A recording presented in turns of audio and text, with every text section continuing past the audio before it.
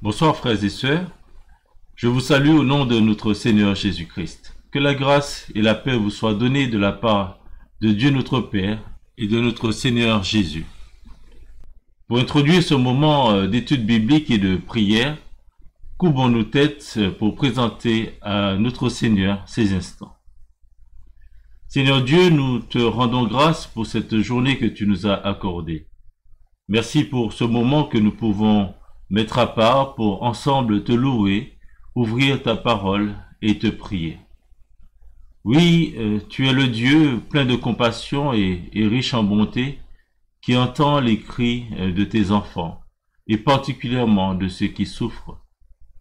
Tu es celui qui règne souverainement sur toutes choses et qui les fait concourir pour notre bien, comme tu nous le dis dans ta parole, nous qui t'aimons et qui avons été appelés selon ton dessein. Nous voulons, Seigneur, te glorifier et que tu puisses l'être aujourd'hui et éternellement. Nous te prions au nom de notre Seigneur Jésus-Christ. Amen. Chantons, frères et sœurs, à la gloire de notre Dieu, le chant qui dit « Lumière du monde » se trouve dans le J'aime l'Éternel, le numéro 788.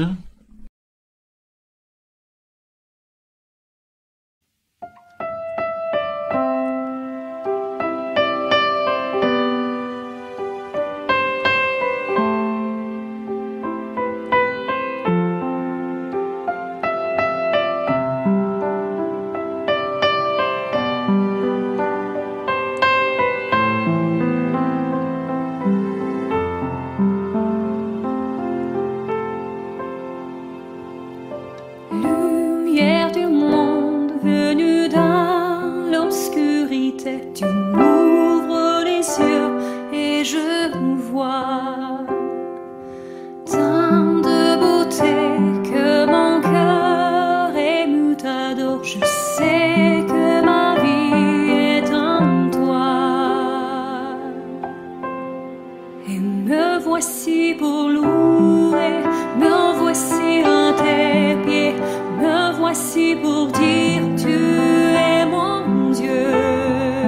Tout en toi est beauté, tout en toi est grandeur, tout en toi est merveilleux pour moi.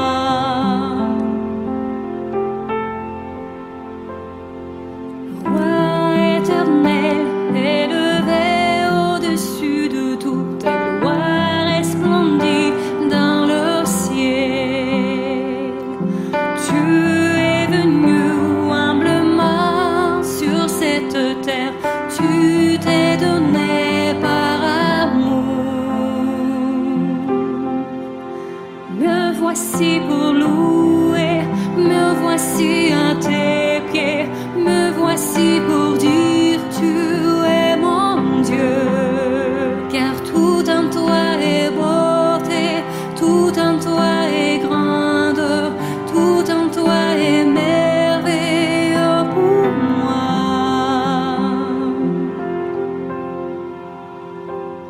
Je ne pourrais imaginer le prix payé pour mon péché. Je ne pourrais imaginer le prix payé pour mon péché. Et me voici pour louer, me voici à tes pieds, me voici pour dire tu es mon Dieu. Tout en toi est beauté, tout en toi est grandeur, tout en toi est merveilleux pour moi. Me voici pour louer, me voici à tes pieds, me voici pour dire tu es mon Dieu. Car tout en toi est beauté, tout en toi est grandeur, tout en toi est merveilleux pour moi.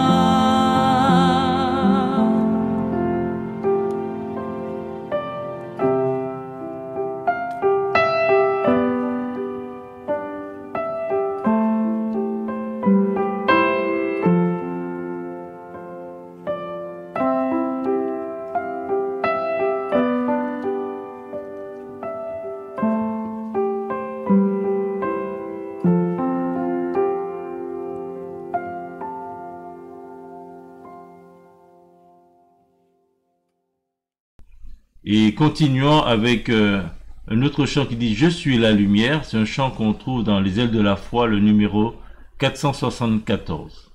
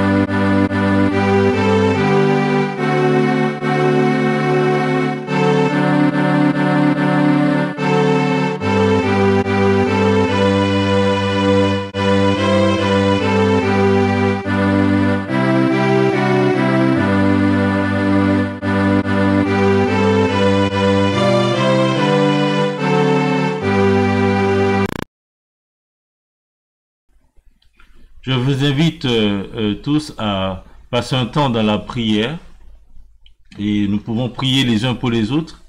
Pensons à nos frères et sœurs qui passent par des moments difficiles, nos frères et sœurs qui sont endeuillés ou hospitalisés, les personnes qui sont malades aussi, que Dieu puisse leur apporter force, courage. Donc pensons aux membres de nos familles qui sont éprouvés comme cela.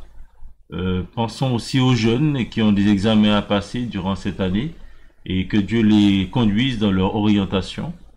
Donc prions pour nos autorités également qui doivent gérer cette crise sanitaire, que Dieu leur donne la sagesse pour prendre les bonnes décisions.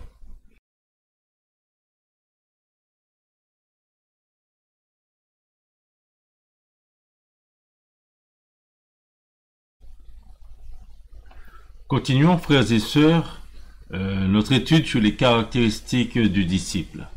Aujourd'hui, nous voyons que le disciple de Jésus-Christ doit être la lumière du monde. Et nous allons lire le passage qui se trouve dans Luc chapitre 6, versets 27 à 36. Mais après avoir choisi ses apôtres, dans l'évangile de Luc, nous lisons au verset 17 que le Seigneur descendit avec eux et s'arrêta sur un plateau où se trouvait une foule de ses disciples et une multitude de personnes de toute la Judée, de Jérusalem et de la contrée maritime de Tyr et de Sidon. Ils étaient venus pour l'entendre et pour être guéris de leur maladie. Le Seigneur Jésus commence son sermon sur la montagne en levant les yeux sur ses disciples et leur donne leurs nouvelles conditions. Il dit qu'ils sont heureux. Heureux parce qu'ils ont mis leur confiance en Jésus pour le suivre. Et on peut relire ce passage qui se trouve dans les versets 20 à 24 du chapitre 6.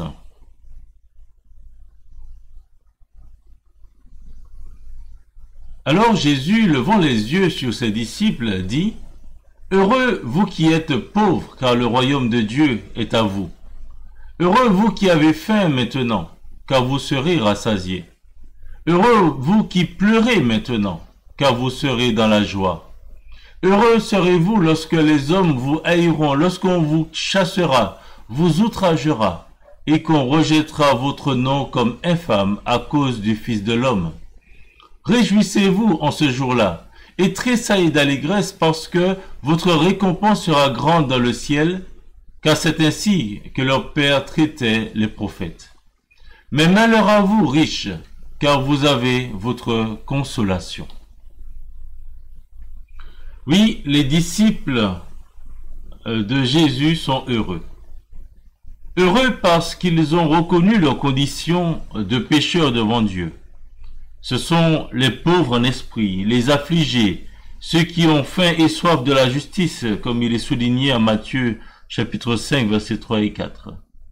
Ils sont heureux parce que ceux qui ont suivi le Seigneur Jésus, ceux qui ont fait ce choix-là, non seulement ont reconnu leurs besoins spirituels, mais ont aussi fait le choix de renoncer à eux-mêmes pour pouvoir se charger de leur croix.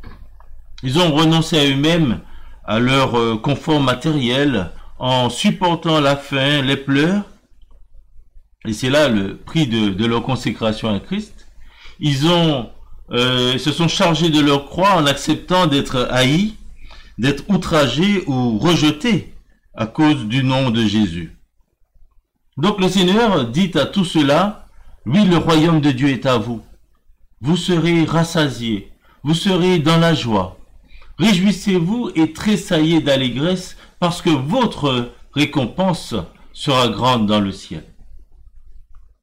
En 1 Corinthiens chapitre 4, nous pouvons voir comment l'apôtre Paul a pu vivre pas mal de temps son ministère. Dans 1 Corinthiens chapitre 4, versets 11 à 13. Il dit, jusqu'à cette heure, nous souffrons, jusqu'à cette heure, nous souffrons la faim, la soif, la nudité. Nous sommes maltraités, errants çà et là. Nous nous fatiguons à travailler de nos propres mains. Injuriés, nous bénissons. Persécutés, nous supportons. Calomniés, nous parlons avec bonté. Nous sommes devenus comme les balayeux du monde, le rebut de tous jusqu'à maintenant. Oui, voilà dans quelles conditions il servait le Seigneur. Et certainement, l'apôtre Paul fut encouragé par le Seigneur lorsqu'il passait par ces moments difficiles. Ce sont ces encouragements qui l'ont aidé à continuer la course malgré les difficultés. Donc, frères et sœurs, chers amis, si vous souffrez, si vous êtes maltraités, injuriés, persécutés, etc., tout cela à cause du nom de Jésus, sachez que le Seigneur vous encourage par cette parole et vous dit oui, que le royaume de Dieu est à vous. Vous serez rassasiés, vous serez dans la joie. Donc réjouissez-vous et tressaillez d'allégresse parce que votre récompense sera grande dans le ciel. Donc ces paroles vous encouragent, vous aident, nous aident à tenir fermement la main de notre Seigneur et à continuer notre route avec lui. Observons, frères et sœurs, l'attitude de l'apôtre Paul face à toutes les difficultés ou situations qu'il rencontrait. Il dit, dans le texte que nous avons lu, « Injuriés, nous bénissons. Persécutés, nous supportons. Calomniés, nous parlons avec bonté. » Donc, si le Seigneur nous encourage à tenir ferme, il nous montre également comment vivre dans ce monde avec ceux qui nous entourent. À l'exemple de l'apôtre Paul, il nous demande de manifester notre différence dans ce monde en ayant envers les autres un amour inconditionnel. Nous pouvons lire ensemble ce que le Seigneur disait aux disciples dans Matthieu chapitre 5, versets 13 à 16. Matthieu chapitre 5, versets 13 à 16. Il leur dit, « Vous êtes le sel de la terre. Mais si le sel perd sa saveur, avec quoi la lui rendra-t-on? Il ne sert plus qu'à être jeté dehors et foulé aux pieds par les hommes. Vous êtes la lumière du monde. Une ville située sur une montagne ne peut être cachée. Et on n'allume pas une lampe pour la mettre sous le boisseau, mais on la met sur le chandelier, et elle éclaire tous ceux qui sont dans la maison. Que votre lumière luise ainsi devant les hommes, afin qu'ils voient vos bonnes œuvres et qu'ils glorifient votre Père qui est dans les cieux. » Le Seigneur donc demande à ses disciples au verset 16, que votre lumière luise ainsi devant les hommes, afin qu'ils voient vos bonnes œuvres et qu'ils glorifient votre Père qui est dans les cieux. Donc, comment le chrétien peut-il apporter ce petit plus, ce sel, à cette société fade et qui se décompose de jour en jour? Comment être une lumière dans ce monde qui s'enfonce de plus en plus dans les ténèbres? Comment concrètement pouvons-nous montrer à ceux qui nous côtoient et qui ne nous aiment pas forcément le plus qu'apporte l'évangile de Christ dans une vie?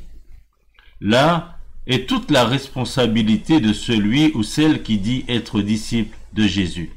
Il ne doit pas perdre sa saveur, mais il doit être une lumière dans ce monde. En tant que disciples de Jésus-Christ, donc nous sommes exhortés à faire luire la lumière de Christ, mais qui est en nous, devant les hommes, en observant les commandements que donne le Seigneur Jésus dans la suite de son sermon sur la montagne. Donc nous pouvons lire les versets 27 à 36 de ce chapitre 6 de Luc. Donc Luc chapitre 6, versets 27 à 36.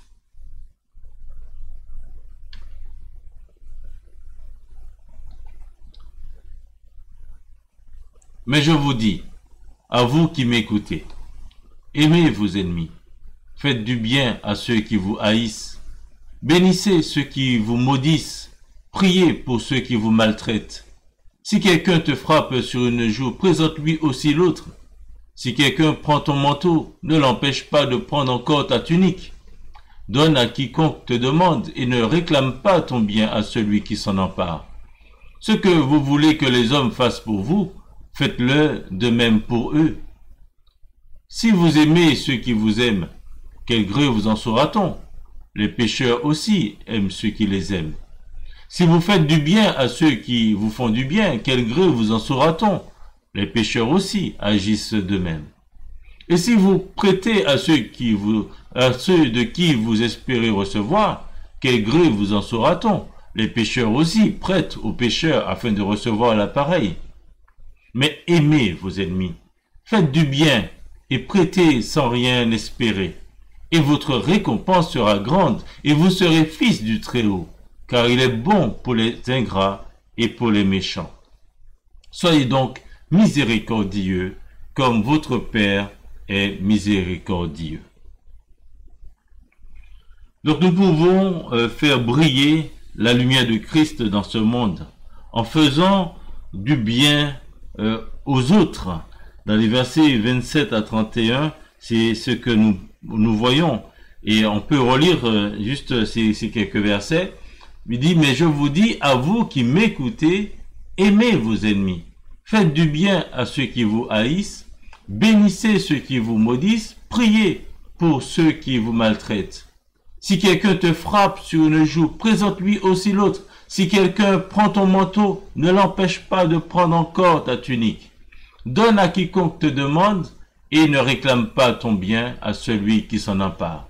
Ce que vous voulez que les hommes fassent pour vous, faites-le de même pour eux. Voilà. Donc, cette règle d'or qui est au verset 31, ce que vous voulez que les hommes fassent pour vous, faites-le de même pour eux. Que voulons-nous que l'on fasse pour nous?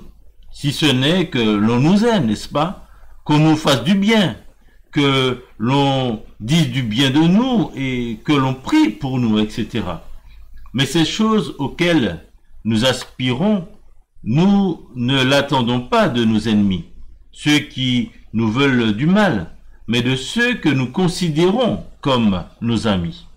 Et donc, pour paraphraser ce que dit notre Seigneur, nous pouvons dire, oui, si nous attendons que nos amis nous aiment, qu'ils disent du bien de nous, etc., les pécheurs aussi font la même chose.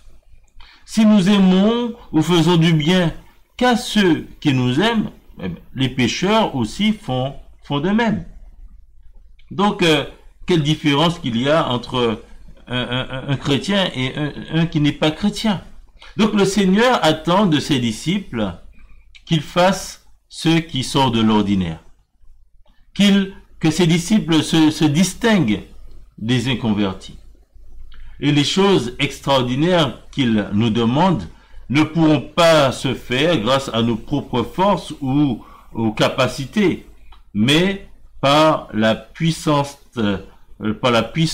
agissante de Dieu en nous, par son esprit. En 1 Corinthiens, chapitre 15, l'apôtre Paul le dit. Donc, à plusieurs reprises, l'apôtre Paul il souligne que c'est Dieu qui agit en lui et que toute gloire revient au Seigneur. Donc, 1 Corinthiens, chapitre 15, verset 10, il dit par la grâce de Dieu, je suis ce que je suis, et sa grâce envers moi n'a pas été vaine. Loin de là, j'ai travaillé plus que tous.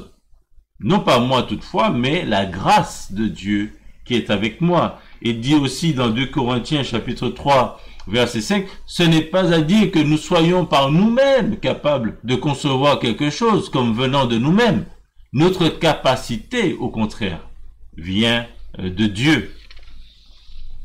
Donc soyons, frères et sœurs, les imitateurs du Seigneur et des apôtres qui ont fait du bien aux autres, même à leurs ennemis. Souvenons-nous que nous étions auparavant aussi des ennemis de Dieu.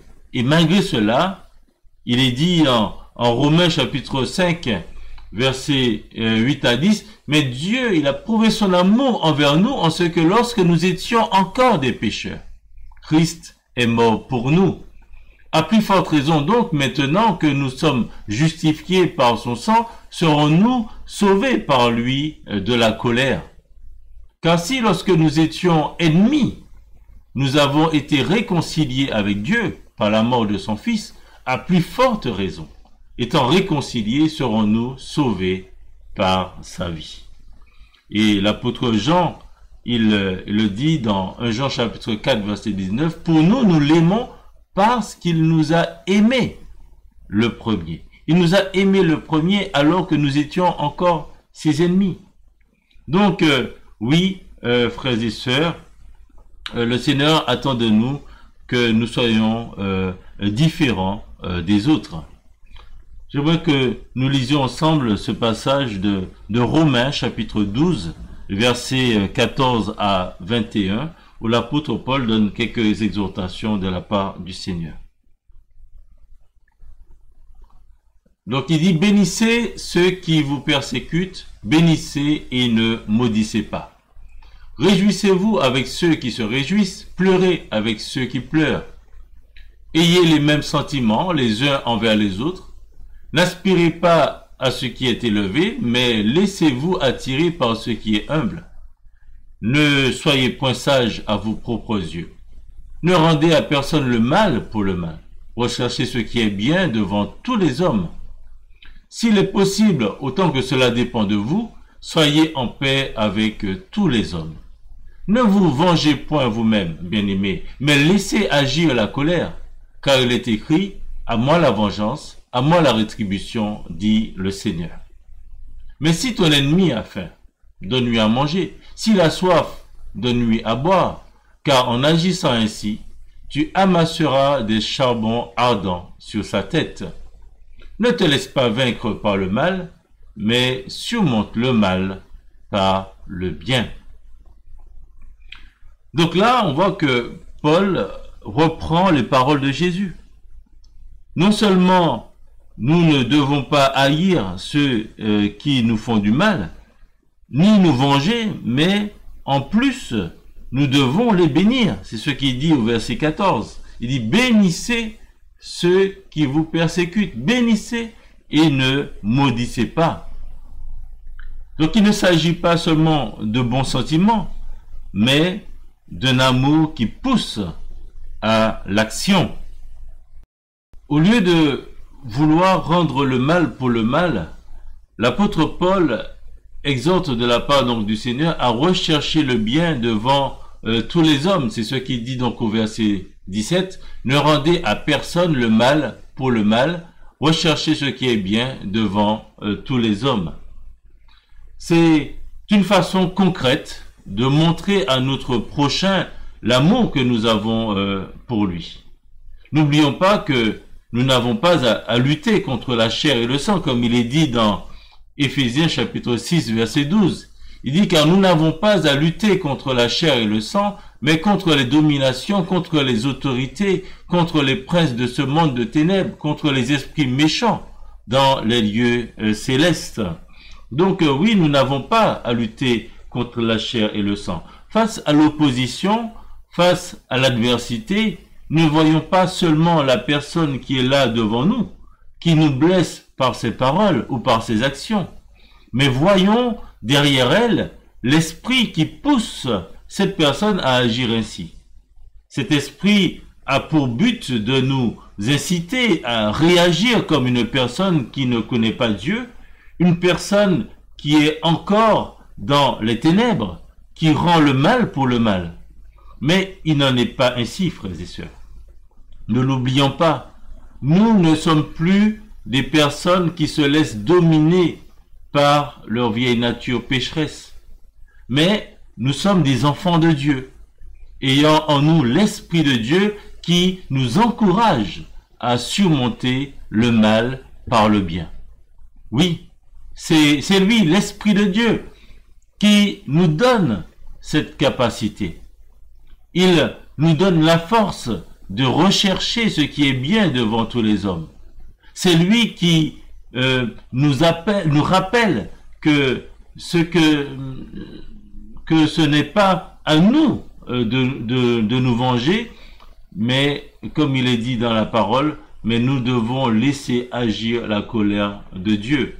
Le verset 19, ne vous vengez point vous-même, bien-aimés, mais laissez agir la colère, car il est écrit, à moi la vengeance, à moi la rétribution, dit le Seigneur.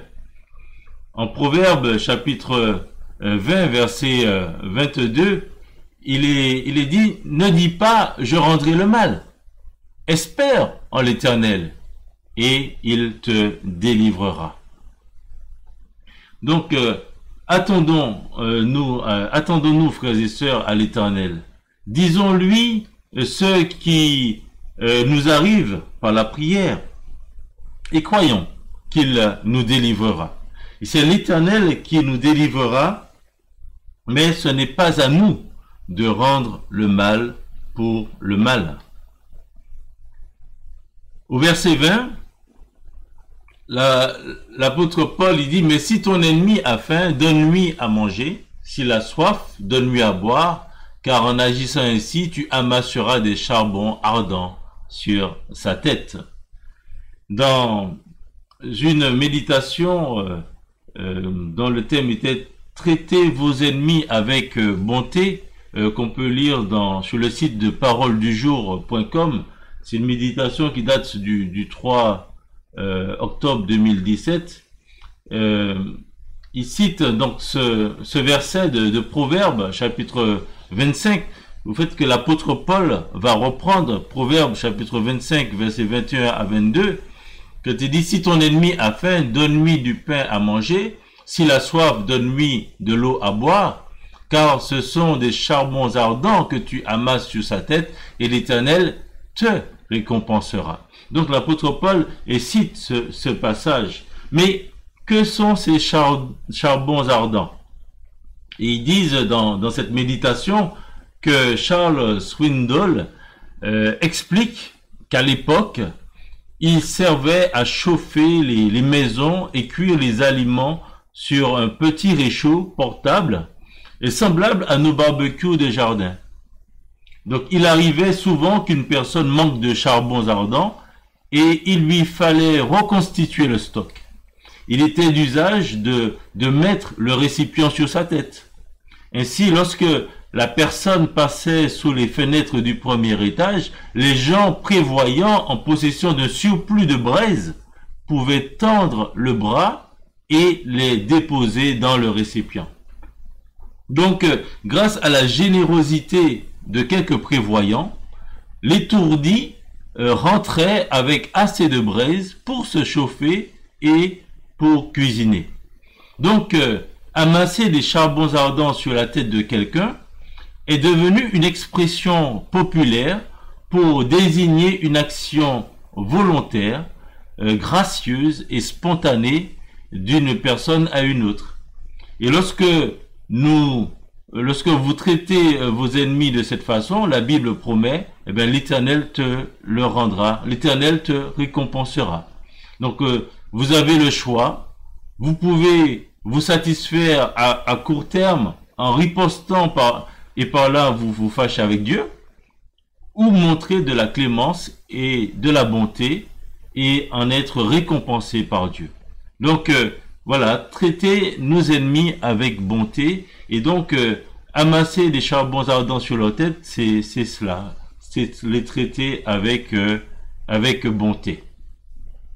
Donc nous voulons nous rappeler les paroles de notre Seigneur Jésus dans Luc chapitre 6 versets 29 à 30. Donc il disait, donc si quelqu'un te frappe sur une joue, présente-lui aussi l'autre, et si quelqu'un prend ton manteau, ne l'empêche pas de prendre encore ta tunique. Donne à quiconque te demande et ne réclame pas ton bien à celui qui s'en empare. Souvenons-nous aussi de l'exemple que notre Seigneur Jésus nous donne dans Luc chapitre 23, alors qu'il a été outragé, on l'a fait les pires misères. Dans Luc chapitre 23 verset 34, alors qu'il est sur la croix, il dit quoi? Il dit, Père, pardonne-leur, car ils ne savent ce qu'ils font. Et oui, la Père, pardonne-leur, parce qu'ils ne savent ce qu'ils font. C'est l'attitude qu'a eu Étienne lorsqu'on l'a lapidé. Il est dit, puis s'étant mis à genoux, dans Actes chapitre 7, verset 60, il s'écria d'une voix forte, Seigneur, ne leur impute pas ce péché. Et après ces paroles, il s'endormit. Donc, voilà, notre Seigneur Jésus-Christ, Étienne, ont demandé à Dieu de pardonner à leurs ennemis. Donc, frères et sœurs, suivons donc les traces de notre Seigneur et de ceux des autres chrétiens qui ont montré un amour inconditionnel face à ceux qui les persécutaient. Pensons aussi à David. Il y a beaucoup d'exemples comme ça dans la Bible. David qui était pourchassé par Saül, alors il n'a pas voulu toucher à loin de l'Éternel à plusieurs reprises. Donc oui, soyons le sel de la terre, soyons la lumière du monde, comme le Seigneur nous le demande, en faisant du bien aux autres, même à nos ennemis. Et souvenons-nous de cette parole. Donc ce que vous voulez que les hommes fassent pour vous, voilà, faites-le de même pour eux. Donc à notre Seigneur soit la gloire, que nous puissions laisser briller la lumière qu'il a mis en nous et que nous puissions montrer la différence avec les inconvertis. Donc que notre Seigneur soit glorifié. Amen. Je vous souhaite une bonne semaine, que le Seigneur vous accompagne et nous nous retrouvons par la grâce de Dieu dimanche pour le culte.